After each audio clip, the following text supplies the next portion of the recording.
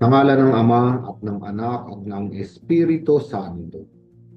Panginoon, isugo mo ang iyong espiritu at pagpanibaguhin mo ang muka ng aming mundo. Ang mabuting balita sa araw na ito ay mula kay San Marcos Kapitulo 8, versikulo 11 hanggang 13. Sa ebanghelyong ito, makikita natin na may dumating na mga Pariseo at nakipagtalo kay Jesus. Sinusubok nila si Jesus at humihiling nilang magpakita siya ng isang himala mula sa langit. Para bang sinasabi ng mga Pariseo, maniniwala kami sa iyo kapag gumawa ka ng milagro, himala. At napabuntong hininga si Jesus at sinabi sa kanila, bakit naghahanap kayo ng himala? Pakatandaan ninyo, kailan may hindi makakakita ng anumang tanda ang salinlahing ito. Kaya sila, muli siyang sumakay sa bangka at tumawid sa ibayo. Kaya nga, ang ebanghelyong ito ay tungkol sa pananampalataya kay Jesus. Sinasabi ng mga Pariseo at ganun din sa maraming tao ngayon sa ating mundo na mananampalataya ako. Kita ka ng himala at ako ay mananampalataya.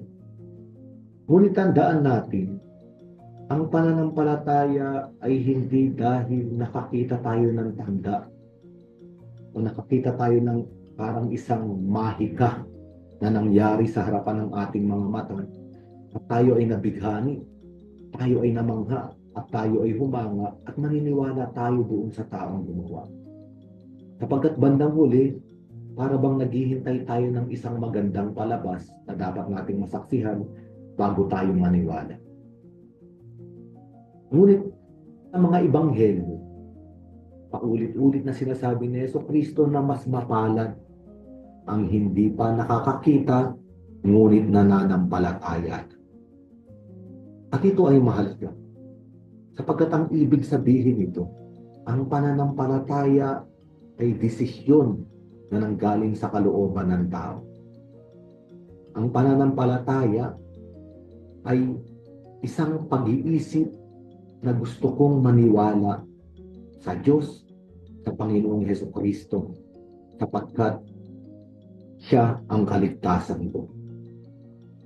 At ang pananampalataya ay hindi kayang gawin ng tao sa kanyang sarili.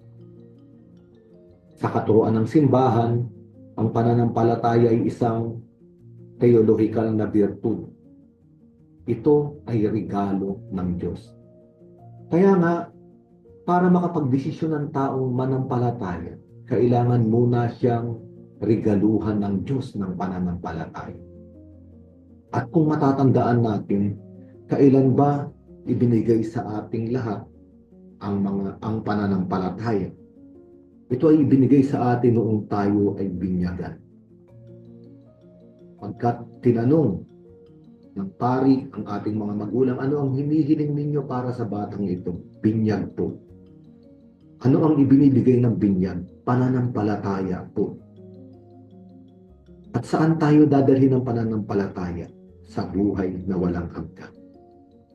Kaya nga, ang pananampalataya ay hindi na nangangailangan ng himala. Sapagkat ang pananampalataya ay buong puso, buong kaisipan, buong kaluluwa, at buong lakas na pagsalig sa Diyos.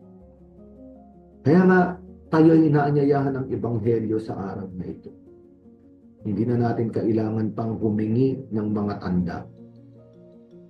Hindi na natin kailangan pang humiling sa Diyos na magpakita ng mga senyales para tayo ay maniwala at sumunod sa Kanya. Sapat na noong ibinigay niya ang anak niyang si Jesucristo para sa atin. Nagdusa, ipinako sa krus, namatay at inilibing para mapatawad ang lahat ng ating kasalanan at para ilabas tayo sa kamatayan.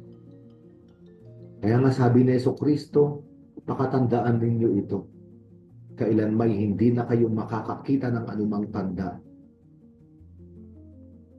Bagamat napakaraming ginawang himala ni Jesucristo, nagpamulat siya ng mga bulag, nagpalakad ng mga pilay, bumuhay ng mga patay, nagpagaling ng mga may ketong.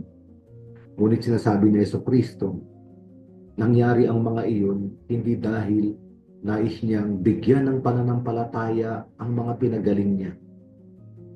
Kaya siya gumawa ng himala. Sapagkat kung babasahin natin ang mabuting balita, ang mga tao ay gumaling hindi dahil sa himala, kung hindi dahil sila ay nananampalataya sa Panginoon. Kaya, kailangan ng himala ng taong may pananampalataya. Ang taong may pananampalataya ay maaaring gumaling, ay maaaring magkaroon ng kanyang pangangailangan, maaaring makaligtas sa anumang sakuna, hindi dahil gustong magpalabas ng isang magandang panoorin ng Diyos, kung hindi dahil mahal niya ang mga taong iyon dahil sila ay nananampalataya.